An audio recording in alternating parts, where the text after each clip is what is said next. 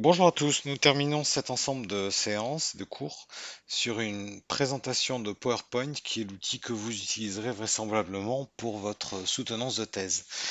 Je ne vais pas indiquer ici toutes les fonctionnalités de PowerPoint qui sont nombreuses, je vais simplement vous indiquer ce que d'habitude je dois rappeler à des gens qui découvrent même PowerPoint. Donc il y a tout un tas de fonctionnalités très intéressantes que d'expérience vous découvrirez seul, comme les animations, etc.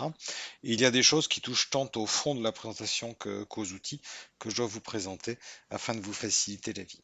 L'ensemble des ressources utilisées pour cette séquence sont disponibles sur la page chazard.org/emmanuel/thèse au pluriel.htm.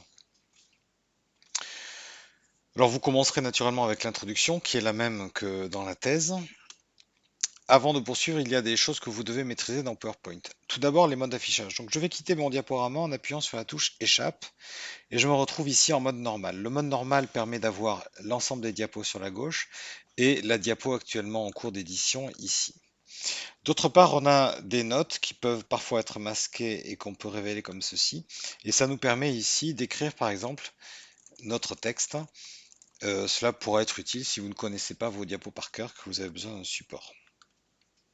Il y a d'autres modes d'affichage. Il y a le mode trieuse de diapositives ici, qui permet de changer l'ordre de d'un ensemble de diapos très facilement. Dans ce mode, il est également aisé de masquer une diapositive comme ceci ou de la réafficher. Donc vous voyez, ça permet de ne pas la supprimer. Lorsqu'il y a des numéros de diapos, le numéro continue de s'incrémenter, mais on peut facilement la récupérer ici si on décide de rallonger la présentation.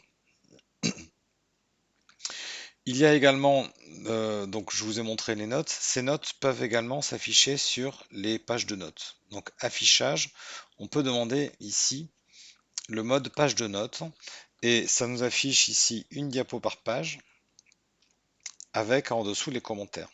Donc c'est un mode qui est très utile lorsque vous avez besoin d'un texte à lire et que vous souhaitez l'imprimer. Il faut faire très attention parce qu'il est possible que votre texte ici, s'il est trop long, ne s'imprime pas entièrement. Donc il faudra modifier le masque du document pour l'afficher en plus petit, ou alors simplement, après impression, vérifier que tout votre texte est bien présent. Retournons ici au mode normal, qui est celui qu'on utilise le plus.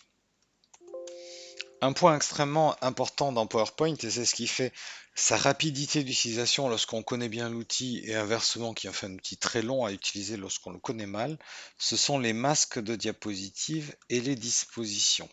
Alors affichons tout de suite le mode masque des diapositives et vous allez comprendre. Il y a ici un masque principal qui correspond à la diapo standard avec un titre en assez petit, un texte ici avec des niveaux de puce et des en-têtes ou pieds de page.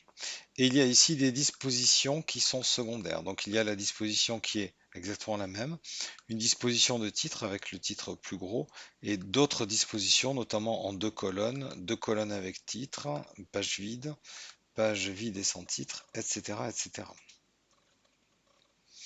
Nous pouvons ajouter nous-mêmes une disposition. Je fais ici insérer une disposition et je vais ajouter une disposition avec un titre particulier. Alors je prends par exemple ce bloc de texte que je remets sur la droite, ce sera le bloc de texte standard. Pour vous montrer à quoi ça sert, hein, je vais faire ici des petites modifications, comme par exemple ici un italique et une couleur rouge. Et enfin, je vais ajouter un graphique.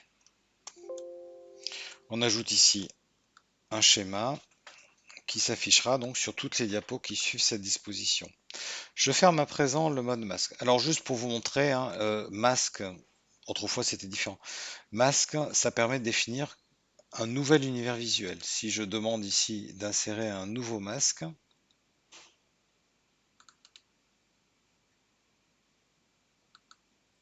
on propose ici un ensemble avec un nouvel univers visuel et des dispositions rattachées.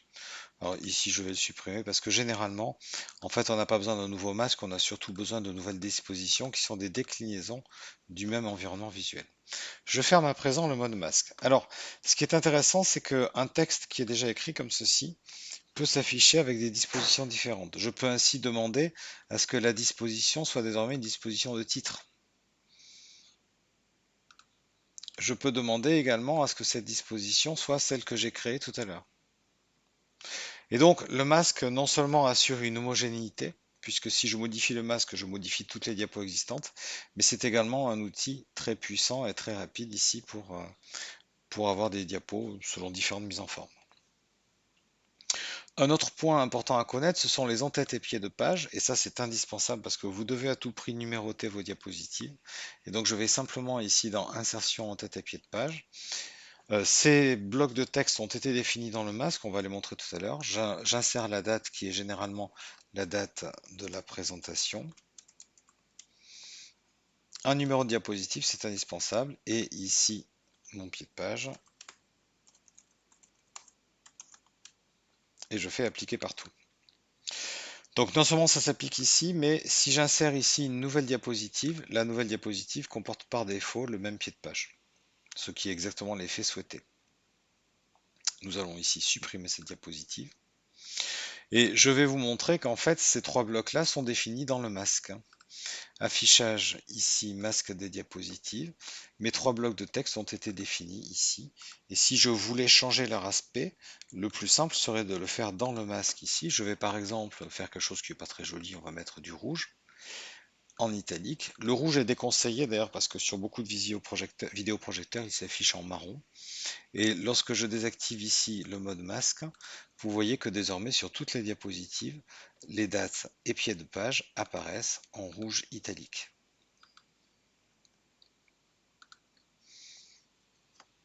Je désactive cela avec CTRL Z. Et voyez à nouveau, en quelques clics seulement, l'ensemble des diapositives ont exactement la même présentation. Parlons maintenant du fond de l'introduction. Il faut bien retenir une chose, c'est que dans le document écrit, vous vous adressez au jury. Dans la présentation orale, vous vous adressez à votre famille. Le jury a déjà lu la thèse et inversement, la famille ne va absolument rien comprendre si vous ne faites pas d'efforts particuliers. Donc il faut que vous soyez persuadé que votre contenu est accessible à votre grand-mère, à votre grand-père. Si ce n'est pas le cas, ils n'y arriveront pas. Si vous, vous êtes persuadé que les grands-parents peuvent comprendre, en réalité, malgré tout, les grands-parents ne comprendront pas, mais ça permettra peut-être aux frères et sœurs et parents de comprendre quelque chose. Donc il faut vraiment faire un effort de simplification et choisissez vos diapositives de manière à ce qu'elles soient extrêmement visuelles en mettant en avant tout ce qui est schéma, physiopathologie, en très simple. Tout ce qui est visuel, des photos, etc. Et l'introduction représentera au maximum 7 minutes sur les 15. Un exemple ici de diapo d'introduction produite par Elio Disegni. Vous voyez que vous avez un gros schéma sur la gauche et un texte très court sur la droite, et c'est ce genre de choses qu'on attend sur une diapo d'introduction. Ces diapos privilégieront un style télégraphique. Et donc ici, dans le travail d'Alice Simon, on peut voir le texte qu'elle lit qui est assez long, qui est ici sur la gauche, et ici le texte qu'elle affichera qui est beaucoup plus court, qui reprend les informations principales. Il ne doit pas y avoir de chiffres dits à l'oral et absents de la diapo, mais inversement, il n'y a aucune rédaction.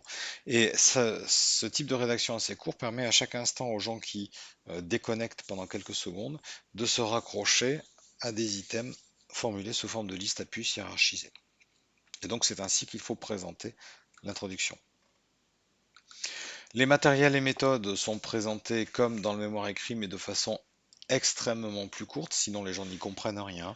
1 à 3 diapos maximum, 1 à 3 minutes sur les 15.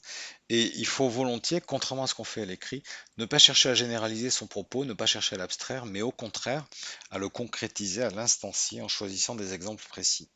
Sur cette diapo, par exemple, que j'affiche en mode diaporama en cliquant sur ce bouton ou en faisant majuscule F5,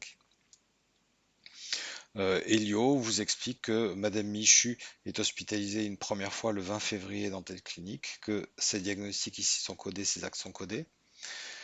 Elle a un numéro d'identifiant personnel qui est ici écrit en rouge, et lorsqu'elle est réhospitalisée dans un autre établissement, on peut relier ces deux hospitalisations, bien que l'hôpital soit différent grâce au numéro, et on retrouve ici des diagnostics et des actes qui permettent de conclure sur la prise en charge de Madame Michu.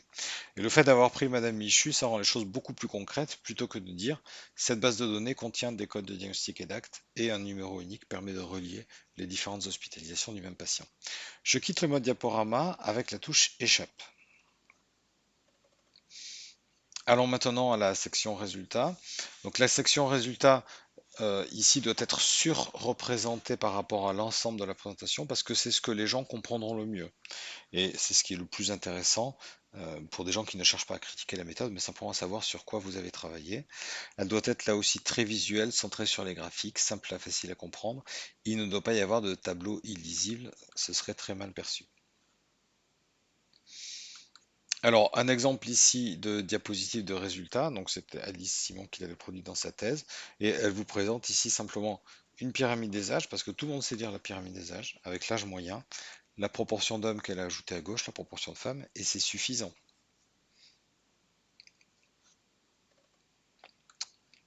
Dans sa thèse ici également, elle a présenté des odds ratios avec des intervalles de confiance, et c'est à l'oral qu'elle rappellera qu'il s'agissait d'une régression logistique. Discussion et conclusion. Cette section est également sous-représentée car elle est plus abstraite et demanderait plus de concentration à l'auditoire.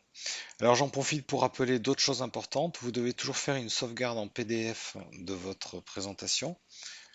Le PDF est un format qui passe partout. Normalement, les polices d'ailleurs que vous utilisez sont imbriquées dans le PDF. Néanmoins, le PDF n'est pas capable de reproduire des animations, donc il est possible que vous deviez renoncer à ces animations. Il s'agit d'une sauvegarde, donc c'est pas très très grave. Si vous utilisez des notes, encore une fois, donc les notes que l'on peut mettre ici, hein, texte à lire en séance, vous devez imprimer également votre diaporama en format ici, page de notes. Cela vous permettra d'avoir sur papier votre texte à lire.